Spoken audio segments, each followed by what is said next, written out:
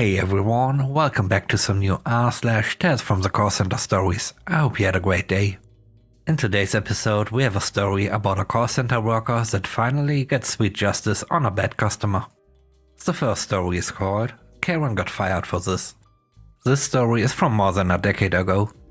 I had a summer job to help me pay for university. I spent about 3 hours most days dealing with the phones. Way back when, I was working for a bank, performing fraud checks on checks.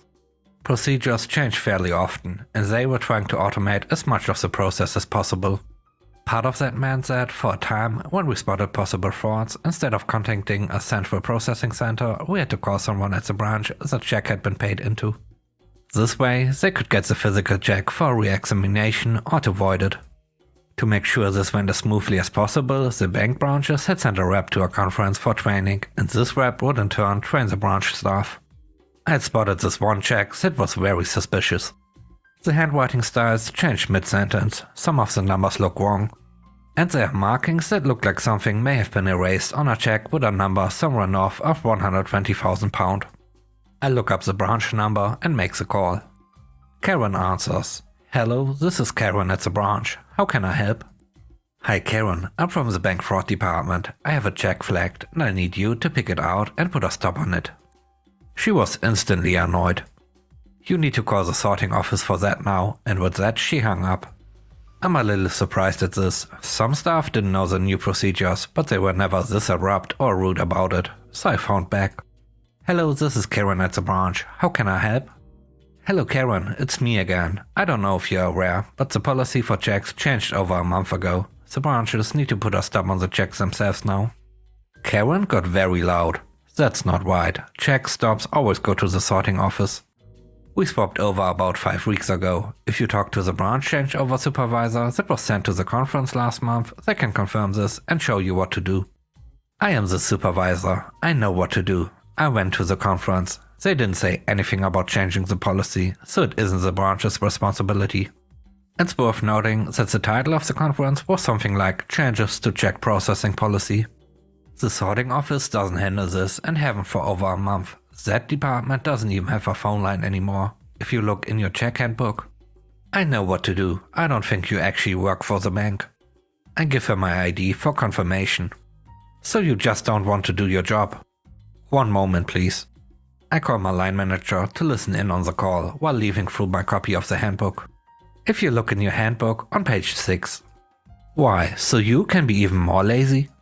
Please Karen, you need to pick the check out and put a stop on it or it might get paid. It's a high value check that might be fraudulent. So do your job and call the sorting office. I can't. That part of the sorting office doesn't exist anymore. Not my problem. At this point, my manager took over the call. Hi, this is the call manager, his line manager. Could you please read this page and line of the handbook?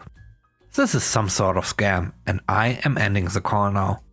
My manager tries to call back, but gets hung up on again. I get told to wait for a few minutes while he reviews my last 2 calls. I then get told to make a note that Karen had refused to pick the check, add a reference code for the calls, and to move on to the next item. My boss was contacting her boss. Less than a week later, one of my coworkers had to make another call to the same branch. Got a different person, but she didn't know they were supposed to pick checks themselves.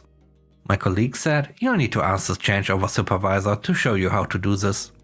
A few minutes later, Karen herself was back on the line. She still insisted the branches didn't do this, that the cashiers didn't have the training, that we were trying some scam. But all the while she was complaining that we had gotten her into trouble with management and while we were harassing a hardworking mother just trying to make a living. I found out later that her children were in their 20s.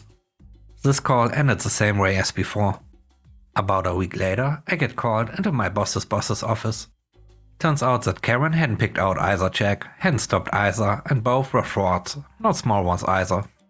One had been recovered in time, but the other, the one I had handled, hadn't, and someone made off with about 120k. There was an investigation. I was going to need to talk with a couple of people.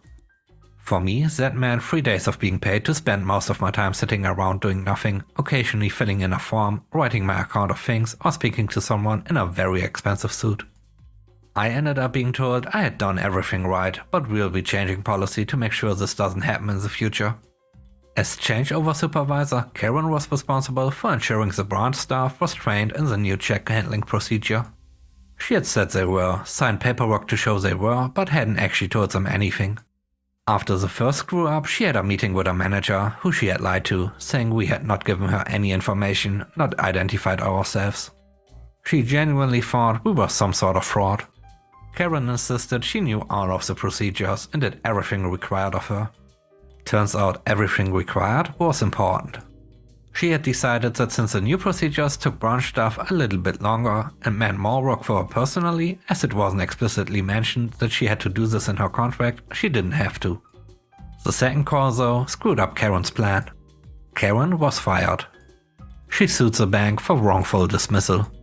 She didn't win, but I was required to talk to Karen's union rep and make a couple of statements about what had happened. The next story is called Sweet Justice. I worked in retention for Discover, and boy, was it hell. At least half of the calls were transferred from overwhelmed customer service agents that didn't know how to handle the call. They transferred to us to close the account instead of supervisors, and this was one of those calls. I got really good at de-escalation and understood the difference between frustrated anger versus jerks that just wanted to yell and be abusive. This guy was one of the laters. He comes in immediately yelling and swearing. He didn't even mention why he was yelling, just name-calling, swearing off of Discover. When he was finally done ranting, I went into my calm customer service voice. I can tell you're really frustrated and I want you to know that I'm here to help you. What exactly has been going on? At the same time, I'm going over the notes and I see that I'm the fourth person he's talked to today. All of the agents left passive-aggressive notes about him and how there was an issue with an unknown charge on his statement. You don't want to help me, I'm going to sue you. You are all scammers, all of you are going to hell. Sir, I want to help you. I see there's an issue with a charge on your account. I'm on your side. Let's calm down and address this charge. Screw you, you don't even know what you are talking about. Your entire generation is useless. Time to grow up and act your own age. At this point, I'm over it. I know I'm not gonna be working here much longer. He clearly isn't here for help. He's just gonna keep yelling. So I get ready to hang up the call. He also never said anything about closing his account, so I couldn't do anything about that either. Well sir, call us back when you are ready to act your own age and we'll see if we are still willing to keep your account open. Goodbye. And right in the middle of his explosion, clearly not expecting me to stand up for myself, I hung up. I reported it to my supervisor, who escalated the call to the department manager.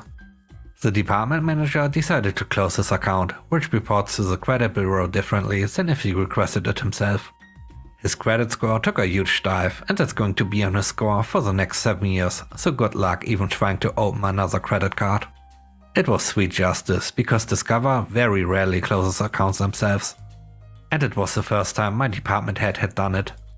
I was definitely worried that I would get fired, so I was ecstatic over the resolution. The last story is called 85 Minutes of Screaming. Many years ago, I worked for a fairly well-known car and home insurer in the UK. This company had a few unofficial tiers of call center staff. You would join the company working solely on car insurance, and if you lasted long enough, usually about 6 months, you would be trained to deal with account calls. If you made it another 6 to 12 months after that, you moved into the broad sunlit uplands of home insurance. There were fewer calls, and they were generally more interesting and nicer customers. Since there were relatively few agents who made the 6-month mark, if you were trained into these specialties, they tended to be the only calls you got. This story happens late in the account stage of my career. It all kicked off when a junior agent on my team, normally a tough old boot, suddenly ended a call and hurried off, obviously hiding tears. That was pretty rare in this call center, but especially surprising for this agent. Whoever they had spoken to must have been really vicious. The team leader hurried off to check if she was alright, and I took my next call. The fellow was fairly amicable. I asked how I could help, and he politely explained he had just missed a payment and needed to make the payment now. No problem, this happens all the time. This kind of call is about as routine as my life gets. I pull the file up, and as I'm doing the security questions, I'm reading the notes. Immediately I notice the last call and timestamp was a few minutes ago. It was with the girl who had just run off crying. I felt my heart solidify. Any sympathy for this person's financial difficulties went straight out the window. Security finished, and I asked him to confirm he was just looking to pay the missed payment. Totally casual about that. By now, I had reviewed the account. Our standard procedure was, if you missed one payment in a year, you'd get a chance to repay it and carry on. If you missed a second one that same year, you'd be required to pay the full balance of your policy to keep the cover. Sometimes we would make exceptions. This decision was left in the hands of accounts people like myself. But more than 3 or 4 failures in 12 months were very unusual.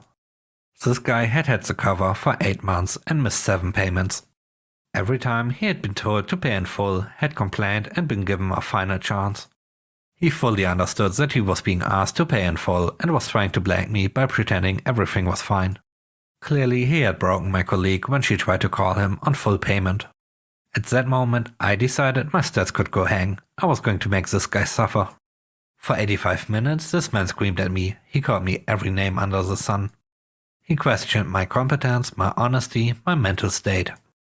His rage washed over me like water upon a rock, and I stood firm. I enjoyed it. I normally have some sympathy for someone complaining.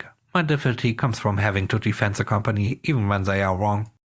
Being able to feel 100% morally justified felt great.